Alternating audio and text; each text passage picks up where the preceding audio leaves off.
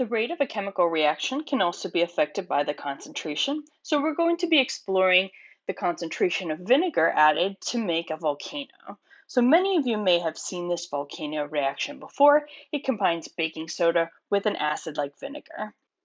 So we have about a half a cup of water in these 6 containers. We added a scoop of baking soda and then we stirred to dissolve.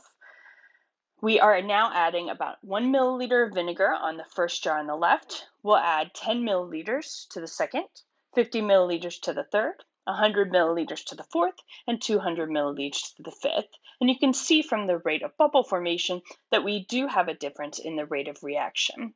What happens if we don't dissolve the baking soda? You can see when we just add a scoop and cover it in vinegar directly, we don't get as much of a reaction. So increasing the amount of reactant, whether it is vinegar or the dissolved baking soda, will affect the rate of the reaction. Adding more vinegar will increase the rate of the reaction and we'll see more bubble formation.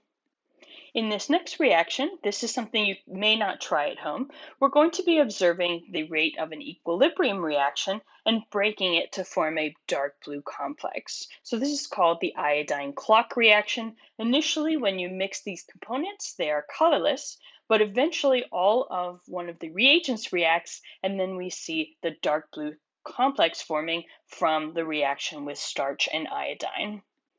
When iodine reacts with starch, it forms a dark blue complex. This reaction can be slowed using an equilibrium reaction between the iodate anion and metabisulfite. Once all the metabisulfite has been consumed, the iodine is free to react with starch, which makes a dramatic color change. And this can be timed, so we call this the iodine clock.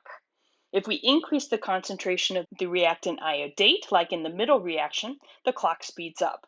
If we decrease its concentration or add more metabisulfite, the reaction slows down. So the reaction on the right has much less iodate, and so we get a much slower clock. And this can be timed using 1 chemistry, 2 chemistry, 3 chemistry, 4 chemistry, and you get that reaction happening. We slowed down the reaction so we could pinpoint the moment when we start to see that color shift. So it goes from completely colorless to a slight yellow color before that dramatic shift to blue, and it just happens in one frame.